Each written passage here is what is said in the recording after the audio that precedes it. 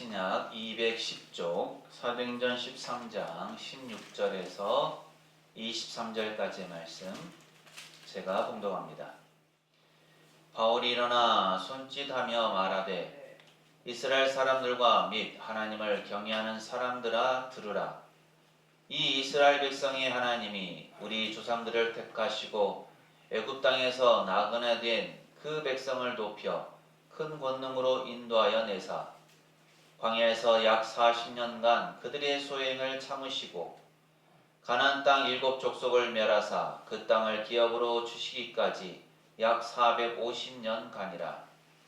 그 후에 선지자 사무엘 때까지 사사를 주셨더니 그 후에 그들이 왕을 구하거늘 하나님이 베냐민 지파 사람 기스의 아들 사울을 40년간 주셨다가 피하시고 다윗을 왕으로 세우시고 증언하여 이르시되 내가 이새의 아들 다윗을 만나니 내 마음에 맞는 사람이라 내 뜻을 다 이루리라 하시더니 하나님이 약속하신 대로 이 사람의 후손에서 이스라엘을 위하여 구주를 세우셨으니 곧 예수라. 아멘. 오늘도 예배 참여하신 모든 분에게 하나님의 은혜와 평강이 늘 함께 하시기를 바랍니다. 벌써 6월이 되었어요. 참 세월이 빠르다 라는 생각을 하게 됩니다. 6월은 잘 아시는 것처럼 또 장로님께서 기도하신 것처럼 호국 보훈의 달이라고 합니다. 나라와 민족을 생각하고 또 나라와 민족을 위해서 희생하신 분들을 기리는 그러한 의미로 6월 한 달을 보내게 되는 거죠. 특별히 우리나라는 지난 겨울 12월부터 어려운 시기를 보내고 있습니다. 그리고 이제 6개월이 되어가는 이 시점에 새로운 전환점을 맞이하게 되죠. 바로 내일 모레 있게 될 제21대 대통령 선거를 통해서입니다. 그동안 긴 어둠의 터널에 갇힌 느낌이었어요. 경제, 사회, 문화, 정치 모든 부분들이 다 힘든 어려운 상황 속에 있었습니다. 하지만 이제 3일 후면 새로운 대통령과 함께 새로운 정부가 구성되어서 새로운 변화를 맞게 될 것입니다. 우리나라가 다시 일어서게 되는 거죠. 사전투표 하셨습니까? 혹시 안 하셨으면 모레 있을 본투표에 반드시 꼭 참여하시기를 바랍니다. 나라를 생각한다면 투표는 나라의 주인인 국민으로서 당연히 반드시 해야 할 일이죠. 이렇게 중요한 때에 오늘 어떤 말씀을 전해야 할까 고민을 해왔습니다. 그러다가 하나님께서 이스라엘 나라의 상황을 생각나게 하셨고 그래서 이스라엘이 겪었던 내용을 바탕으로 해서 우리는 과연 어떻게 할 것인가 라는 부분을 함께 말씀과 살펴보고자 합니다. 우리 앞뒤 좌우에 계신 분들과 이렇게 인사하실까요? 나라를 위해서 기도합시다. 나라를 위해서 기도합시다. 한 번 더 하시죠. 하나님의 뜻을 되새깁시다. 하나님의 뜻을 되새깁시다. 그렇습니다. 우리가 나라와 민족을 생각하고 나라와 민족을 위해서 구하는 것도 중요하지만 그보다 더 본질적인 것 하나님의 뜻을 알고 되새겨야 되는 거죠. 그랬을 때 우리나라가 바로 서나갈 수가 있을 것입니다. 오늘 우리는 이스라엘의 상황을 보려고 하는데요. 하나님께 왕을 요구했던 나라였습니다. 그리고 그 당시의 상황이 어떠했는지를 대표적으로 보여주는 말씀이 사사기의 가장 마지막 말씀 사사기 21장 25절이에요. 우리 함께 읽어봅니다. 시작! 그때 이스라엘에 왕이 없으므로 사람이 각기 자기의 소견에 옳은 대로 행하였더라. 아멘. 사람들은 자기 마음에 맞는 대로 자기가 원하는 대로 자기가 뜻하는 대로 행했습니다. 하나님께서 주신 율법이 있었지만 그 율법을 지키지 않았고 그 율법마저도 자기 마음대로 해석하고 자기가 원하는 대로 사용했습니다. 한마디로 무법천지에 가까웠다라고 할 수 있는 거죠. 거기에다가 이스라엘의 마지막 사사였던 사무엘이 나이가 많았어요. 그래서 그 아들들이 사사의 일들을 감당해야 되는데 아들들의 행실이 바르지 못했습니다. 이러한 모습들, 이러한 상황들, 어지러운 상황들을 보면서 백성의 지도자들인 장로들이 백성들을 대변해서 사무엘 선지자에게 나아간 거죠. 그러면서 우리에게 왕을 달라라고 요구하게 된 겁니다. 그러자 하나님은 사무엘 선지자를 통해서 왕이 그렇게 좋은 것만은 아니다. 물론 주변 다른 나라들 볼 때 왕이 이끌고 통치해서 잘 되는 경우도 있지만 그렇지 않은 경우도 분명히 있다라고 하시면서 경고의 말씀을 주십니다. 사무엘상 8장 11절에서 18절에 나오는 내용인데요. 간략하게 정리해보면 이렇습니다. 여러분이 왕을 세우면 그 왕은 여러분의 아들들을 징발하여 그에게 갖가지 일을 시킬 것이고 여러분의 딸들을 데리고 가서 강제로 요리시키고 빵을 굽고 향료를 만들게 할 것입니다. 여러분의 밭과 포도원과 감람원 중에서 제일 좋은 것을 빼앗아 그의 신하들에게 줄 것이며 여러분이 추수한 수확의 11조를 거두어 자기 관리와 신하들에게 나누어 줄 것입니다. 마침내 여러분은 왕의 총이 되어야 할 것입니다. 하나님은 그 날이 오면 백성들이 이러한 왕의 횡포로 인해서 하나님께 부르짖고 하나님의 도움을 구할 터인데 그럼에도 불구하고 하나님은 그 백성들의 호소, 요구, 요청을 들어주지 않으실 것이기에 다시 한번 고려해 보라고 하십니다.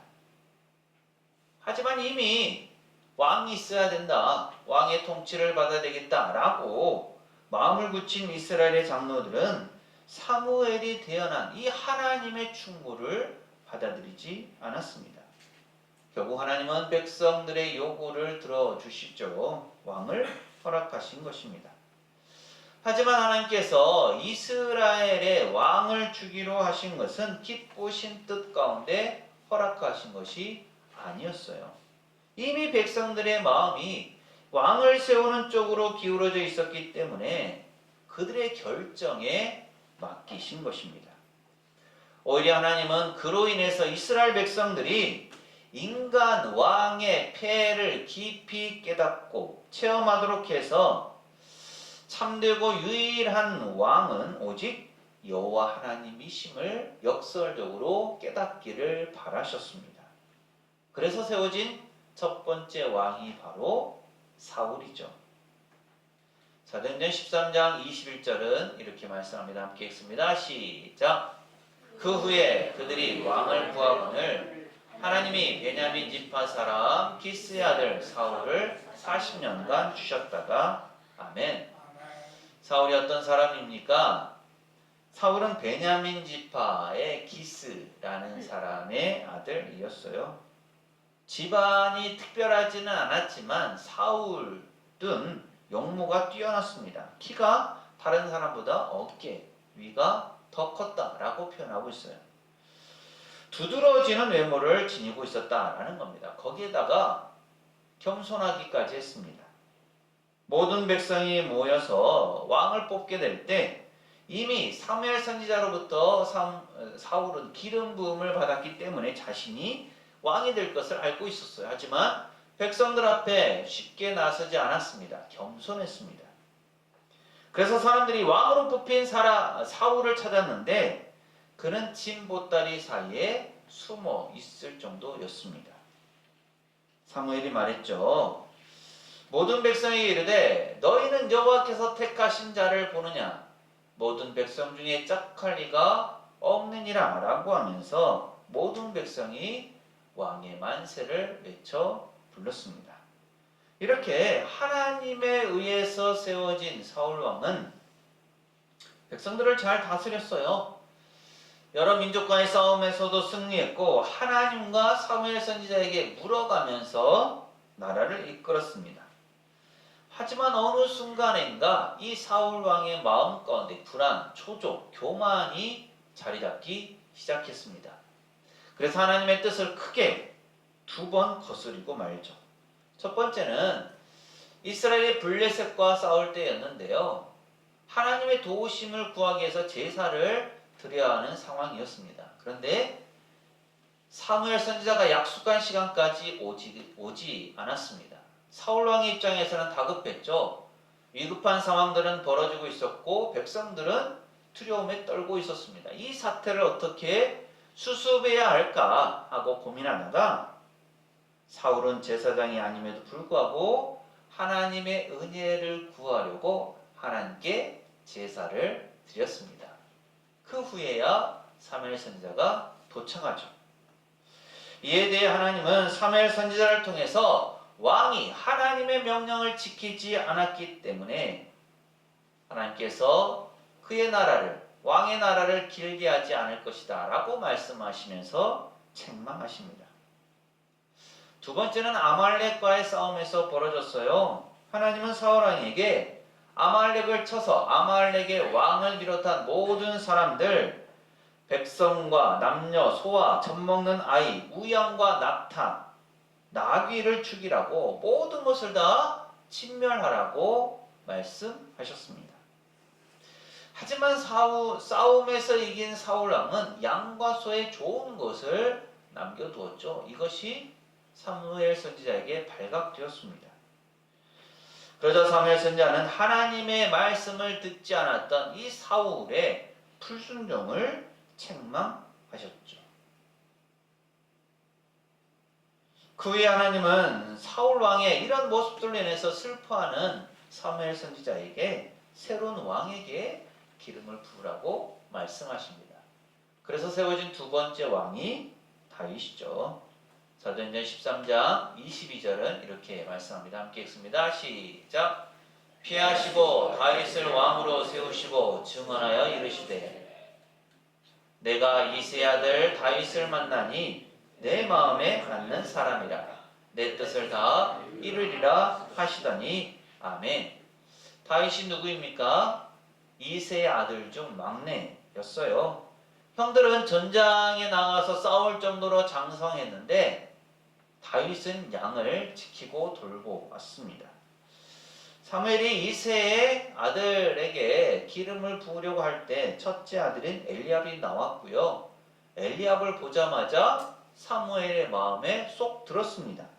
과연 왕이 될 만하다라고 생각을 했죠. 하지만 하나님은 이렇게 말씀하셨습니다. 그의 용모와 키를 보지 말라. 내가 이미 그를 버렸노라. 내가 보는 것은 사람과 같지 아니하니 사람은 외모를 보거니와 나 여호와는 중심을 보느니라 라고 말씀하십니다.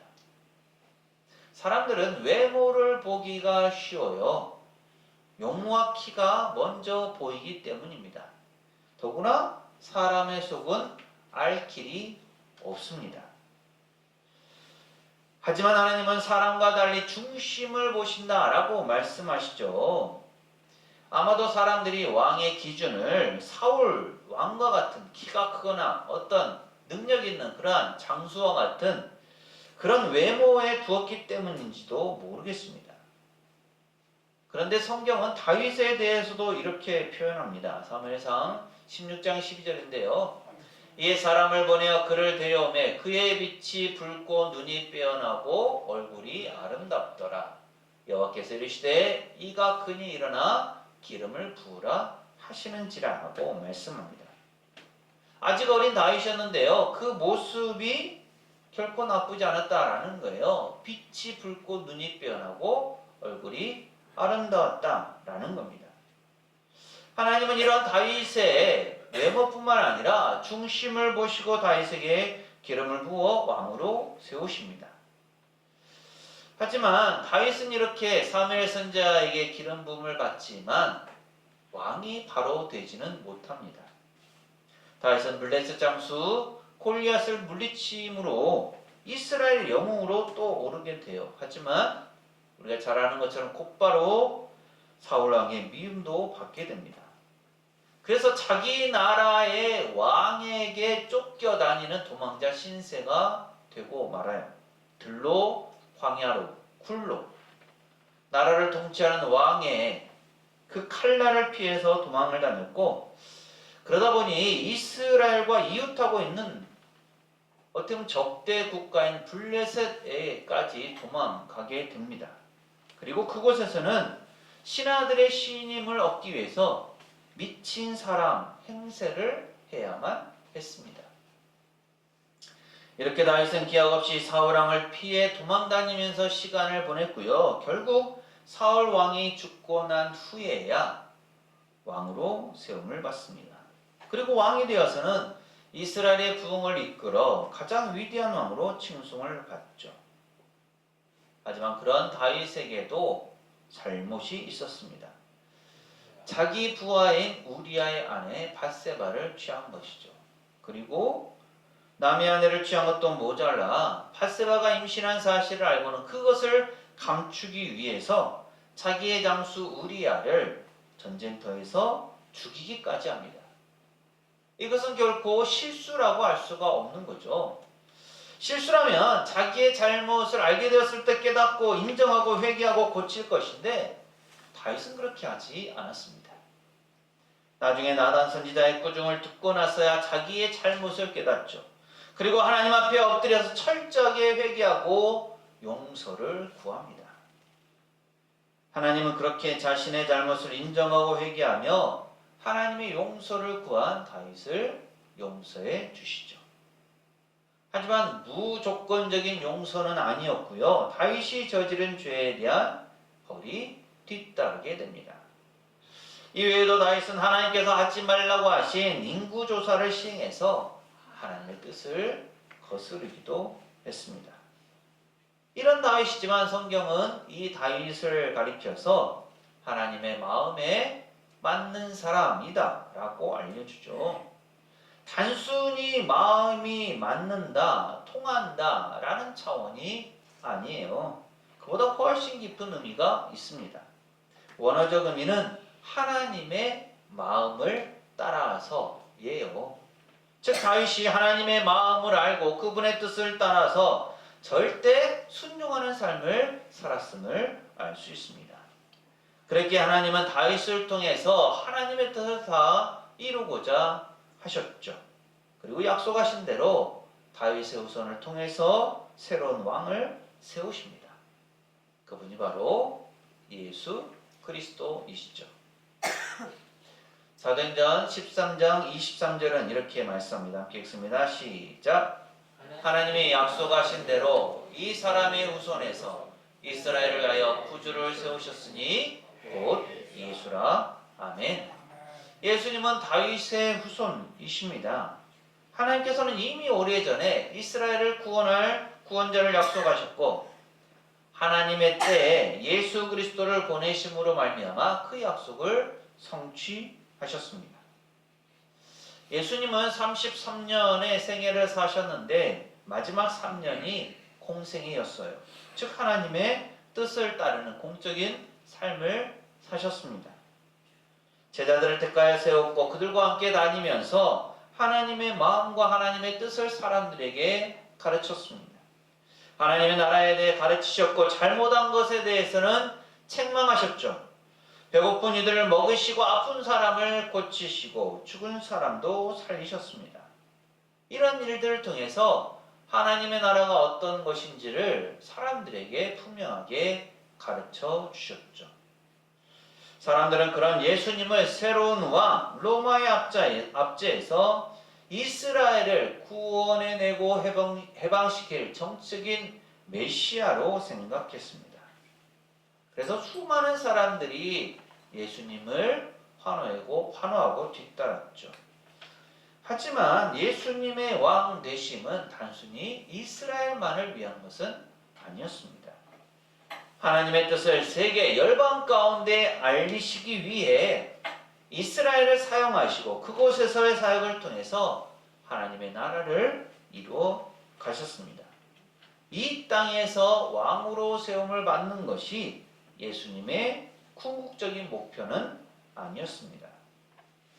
그런데 사람들은 이런 하나님의 뜻, 예수님의 마음을 알지 못했기에 예수님에 대해서 실망하기 시작했고, 유대 종교 지도자들은 그런 사람들의 마음을 움직여서 자기들의 활동에 방해가 되는 예수님을 없애고자 하였습니다. 요한복음 19장 15절을 보면 그들이 소리 지르되 없이 하소서 없이 하소서, 그를 십자가에 못 박게 하소서. 빌라도가 이르되 내가 너희 왕을 십자가에 못 박으랴. 대제사장들이 대답하되 가이사 외에는 우리에게 왕이 없나이다 하니라고 말씀합니다. 결국 유대인들은 유대 명절을 앞두고 예루살렘에서 예수님을 심판하였고 십자가에 못 박아 죽이고야 말았습니다. 하나님은 약속하신 대로 이스라엘을 구원하고 세계 열방 속에 하나님의 나라를 이루어 가실 구원자, 구주이신 예수님을 보내셨지만 사람들은 그분을 제대로 알아보지 못했습니다. 여기서 우리는 왕에 대한 사람들의 기대와 반응, 그리고 하나님의 마음을 알 수 있습니다. 사람들은 왕에 대한 엄청난 기대를 가지고 있었어요. 사울이 왕으로 세움받았을 때 그 기대는 충족되는 듯 했습니다. 하지만 그가 겸손하게 숨어 있었던 것을 보고는 아니 어떻게 저런 사람이 우리의 왕이 될 수 있을까? 라고 하면서 의구심을 가진 사람도 있었습니다. 다윗이 왕이 되었을 때는 모두가 인정했죠. 왕이 될 만한 사람이 왕이 되었다라는 평이었습니다.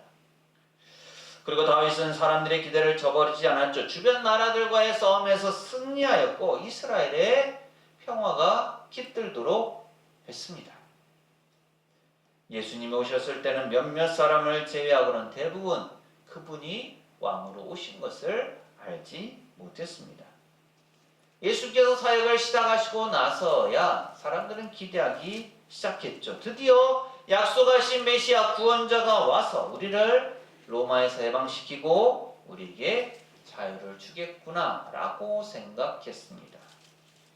하지만 시간이 지나면서 점점 그 기대는 실망으로 바뀌었고 결국 예수님을 죽이고야 말았죠. 하지만 하나님의 마음은 이런 사람들과는 전혀 달랐습니다. 처음 왕을 기대했을 때도 하나님은 왕이 사람들이 기대한 만큼 좋지 않을 것임을 알고 계셨죠. 그리고 실제로 왕을 기대했던 그 마음에는 만왕의 왕이신 하나님을 거부하는 의미가 담겨 있었기에 하나님은 사람들이 왕을 원했을 때도 그다지 좋아하지 않으셨습니다. 사울은 하나님의 뜻에 부합했습니다. 용모와 키, 겸손한 마음까지 충분히 왕으로서의 역할을 해낼 것으로 보였습니다. 처음에 사람들이 사울을 왕으로 인정하지 않았을 때도 하나님은 사울을 왕으로 인정해 주셨습니다. 하지만 결국 하나님의 명령에 불순종함으로 사울은 하나님의 마음을 얻는 데 실패했습니다. 다윗은 하나님의 마음에 들었습니다. 용모와 키를 보지 않으시는 하나님이시지만 다윗의 용모와 키가 뒤처지는 것은 아니었습니다. 그리고 하나님의 뜻을 훌륭하게 이뤄냈죠.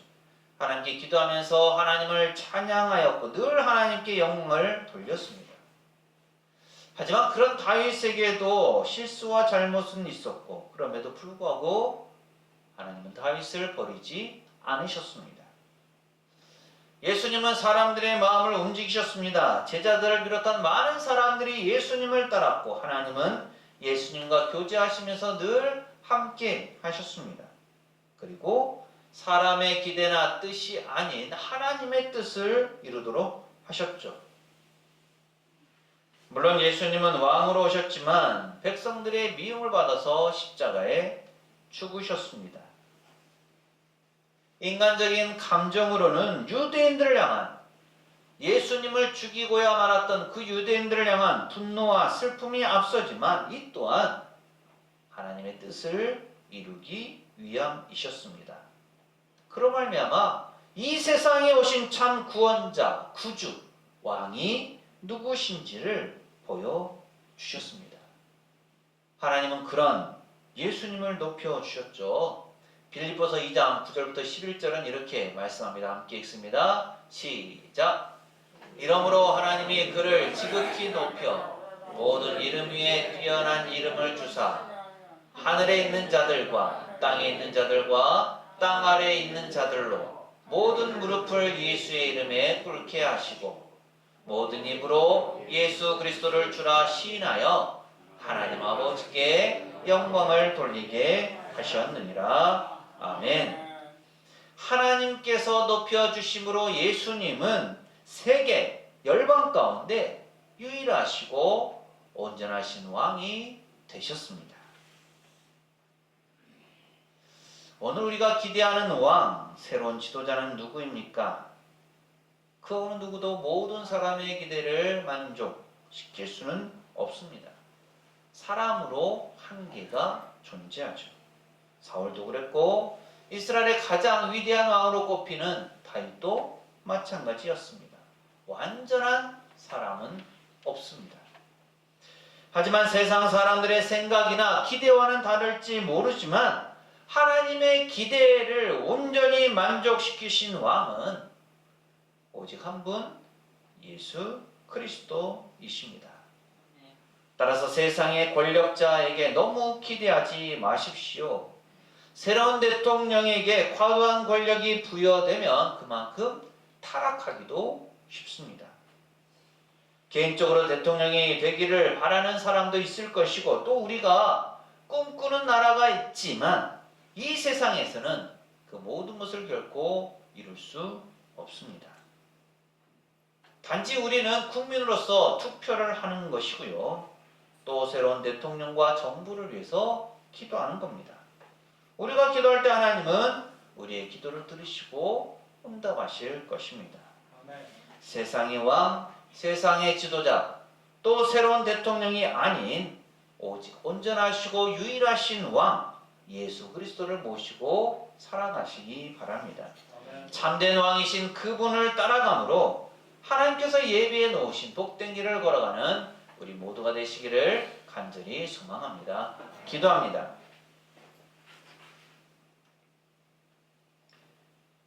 호국 보훈의 달로 일컬어지는 6월의 첫날 하나님의 뜻을 구합니다. 혼란스러운 이스라엘 상황을 살펴보면서 오늘 저희 자신을 돌아봅니다.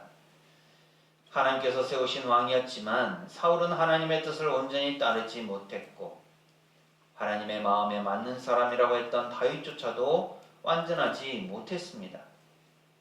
반면에 사람들의 기대나 생각과 달리 유일하시고 온전하신 왕 예수님만이 하나님의 뜻을 온전히 이루셨습니다. 이제 며칠 후면 저희 나라에 새로운 대통령이 세워지는데 그가 정말로 하나님을 두려워할 줄 알고 국민을 존중할 줄 알기를 바랍니다.